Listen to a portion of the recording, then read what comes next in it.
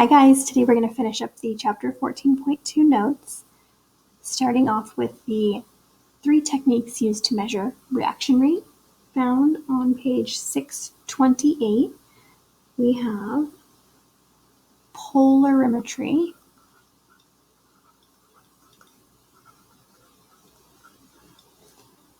which is the reflection of light, which would be different for the reactants and the products, and so we can tell what sample is in there based on the polarity. The most common one, the second one, is spectroscopy,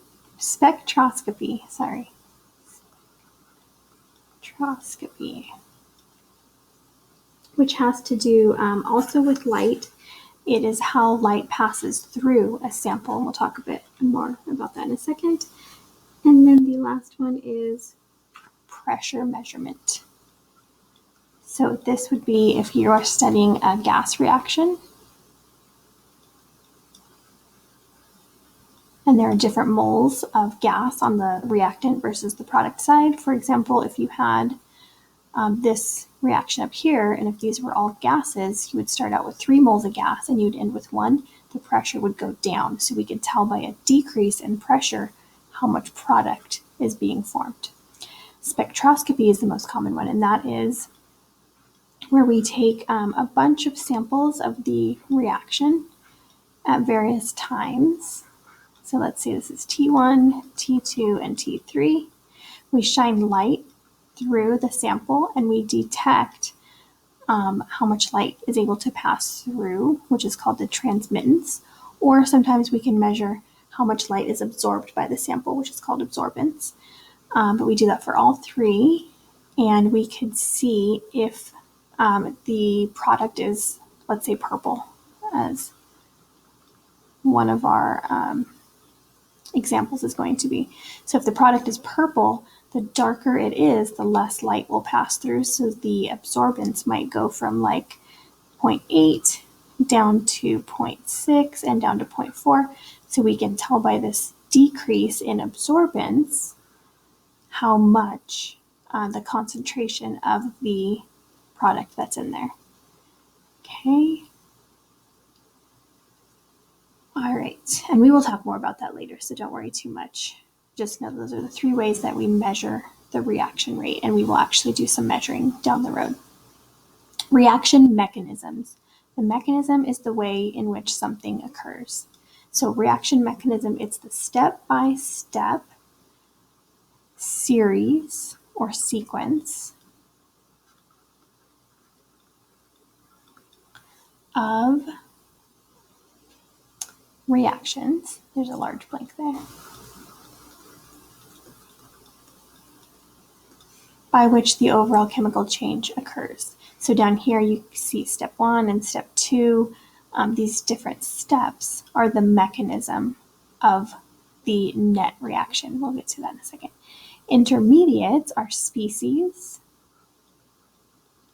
Okay, they're not reactants or products, so they're just a species in the equation there, that appear in some steps, but not in the net equation. So what is this net equation? The net equation is the overall reaction. It does not include any intermediates.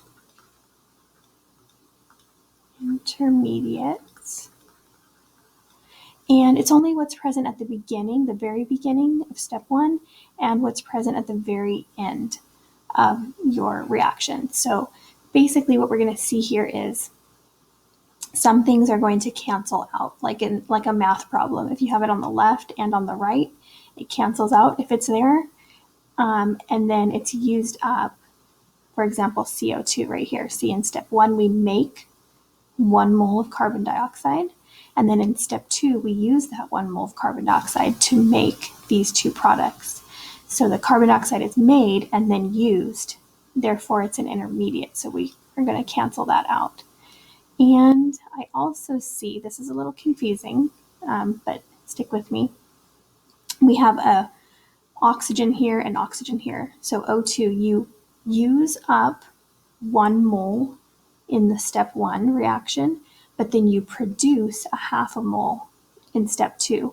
So overall, the net is going to be that you need a half of a mole of O2 total, okay, because you use 1 and then you get back a half of a mole.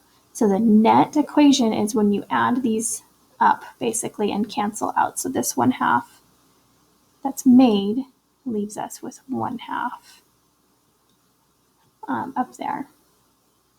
So the net equation is, let's add these up. Everything on the left, that's going to be carbon plus 1/2 O2 forms CO. So carbon burning, this is combustion, incompletely produces carbon monoxide, and this is what happens in car engines, and that's why they're dangerous, or sometimes in stoves inside, if you have a wood-burning stove. So carbon plus oxygen can produce carbon monoxide as well as carbon dioxide. And the intermediate for this reaction was CO2. The one that was produced and then used up is CO2. Okay, for example 2, we are to look at the mechanism on page 562. That doesn't sound right.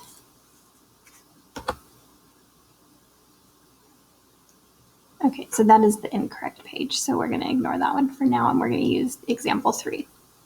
In example 3, we have a 3-step mechanism, so this reaction occurs in 3 steps, and the net is going to be what's present in the beginning and at the end of the reaction without including any of the intermediates. So what are the intermediates?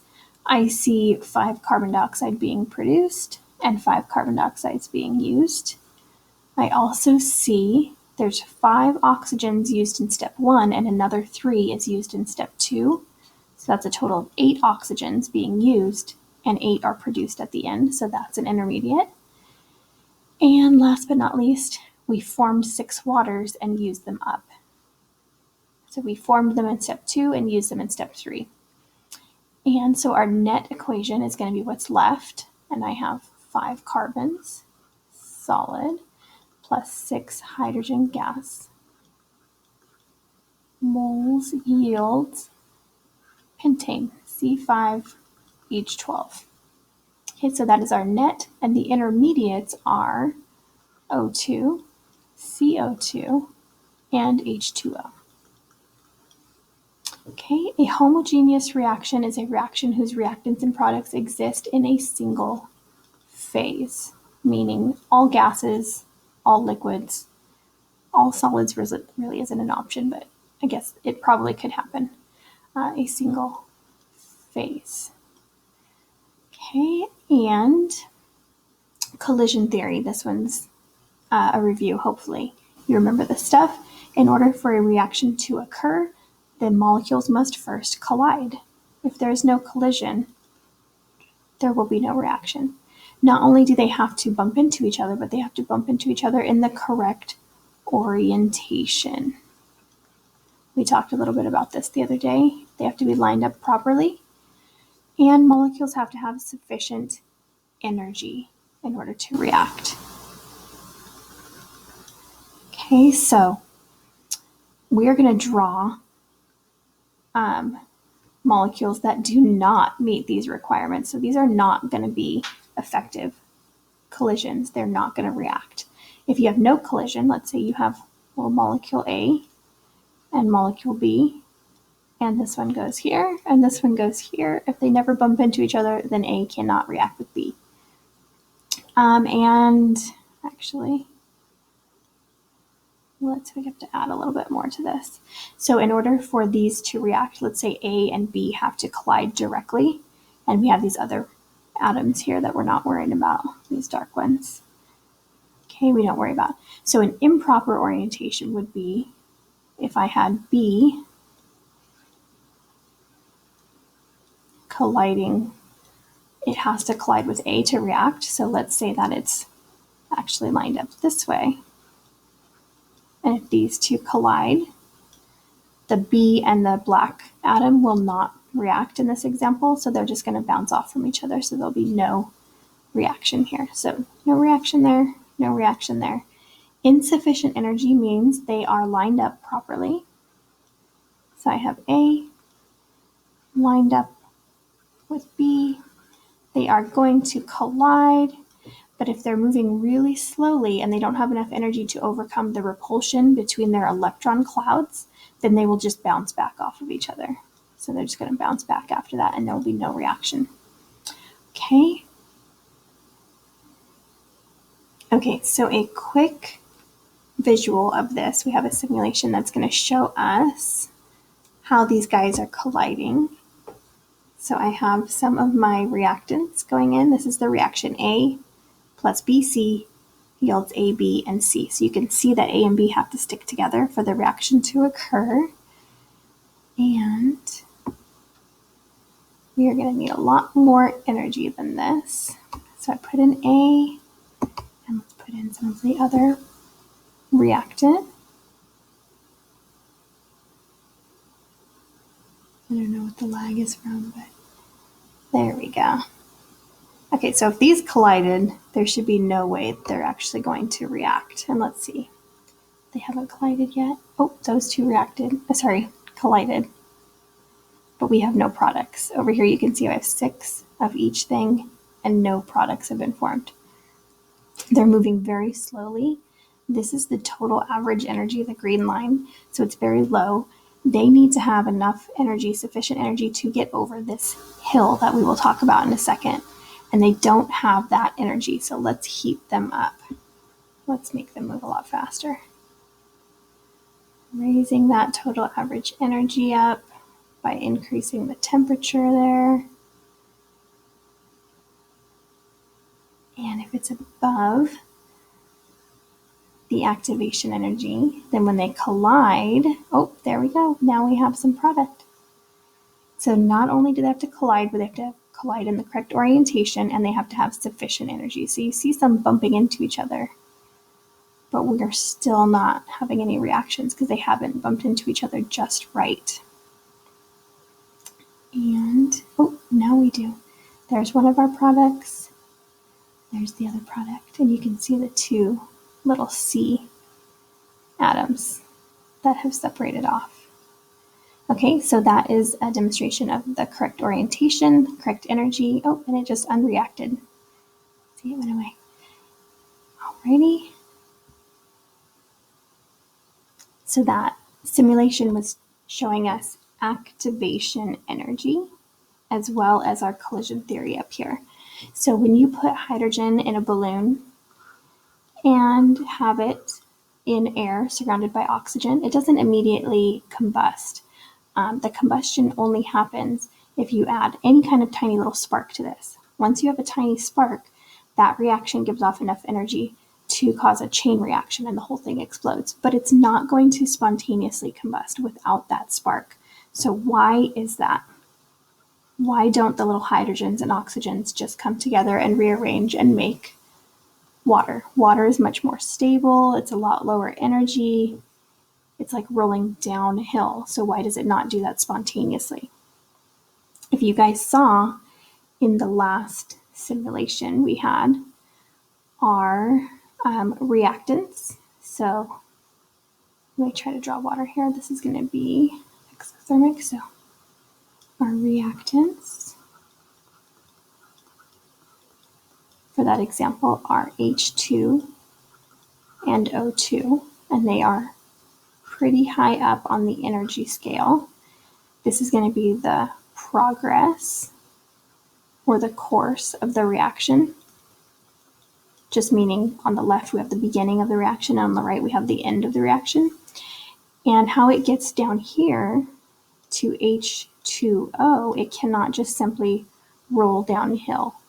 We have a little bump that those molecules need to get over in order to react. So picture, this is a metaphor or an analogy. This is not real life, but if this was going to get down here, we would have to first put in some energy to get it started, and then it would roll on its own down to the bottom of the hill here.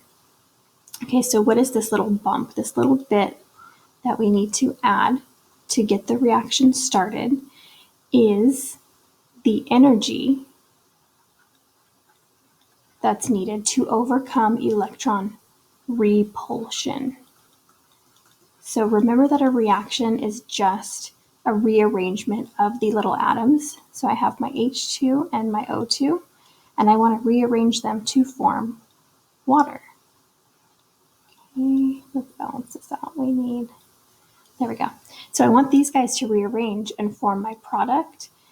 And in order to do that, we have to break the bond between the hydrogens. And also we have to get the electrons on the hydrogen to overlap with the electrons on the oxygen so that they share them over here. So that small amount of energy comparatively is called the activation energy. Okay, and I want you guys to remember that to break these bonds over here, we have to break apart the hydrogens and the oxygens. That is going to be an endothermic process of pulling them apart. When you form water, the bonds between the H and the O forming, that is an exothermic process. And because water is so very stable, it gives off a lot of energy when we form them. So we put a little bit of energy in to break these, and we get a lot of energy back out. And that's why overall that reaction is going to be, this one is exothermic.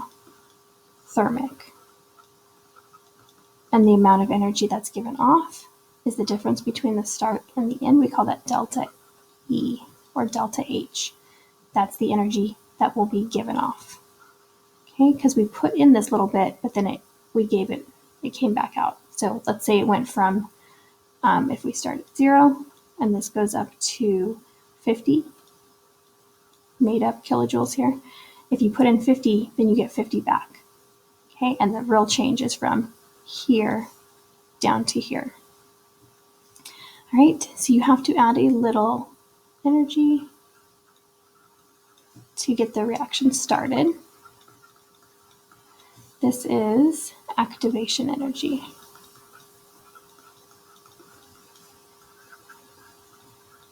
Okay, and then let's also do an endothermic example. So it's the exact opposite of what we had over here. Energy is increasing on the y-axis, and this is the progress of the reaction on the x-axis. So for endothermic, we're going to start at a lower energy and end at a higher energy. And we still have activation energy, so we're always going to have that little bump there. And this time to change delta E, it's going uphill. So you're going to have to put in whatever this value is from here to here. You put in that much energy to force the reaction to occur. Right? The activated complex is this strange, high energy, unstable, transitional structure that results from an effective collision. So the two molecules have collided in the correct orientation with the correct amount of energy, and the old bonds are breaking at the same time. Oops. I'm just going to put old bonds are breaking. Got ahead of myself. And new bonds are forming. So we have this weird in-between species where if I have my other simulation example where we had these two guys bumping into each other, and let's say this one left, as they bump into each other, and we're forming a new bond here, this bond is also breaking. So this weird thing where they're all stuck together and things are high energy and it's about to kind of fall apart and this one's going to come shooting off the side, this would be my activated complex. It's a complex. There's multiple things together here. And it's activated, it's ready to react. Another thing that could happen if it was right at the top of this hill, for example, this is my activated complex. It's the highest energy point. And at this point, it has enough energy. It can react, but it can also go back the opposite way and unreact. So the activated complex is the highest energy point, and actually we show it with an asterisk. So let me erase this guy. And the asterisk is the activated complex. The highest energy point of the reaction, where it's this weird transitional thing. We have bonds breaking and bonds forming at the same time, and it's very unstable. Right, that is it. And we will pick up here on Monday, and I hope you guys have a great weekend. See ya.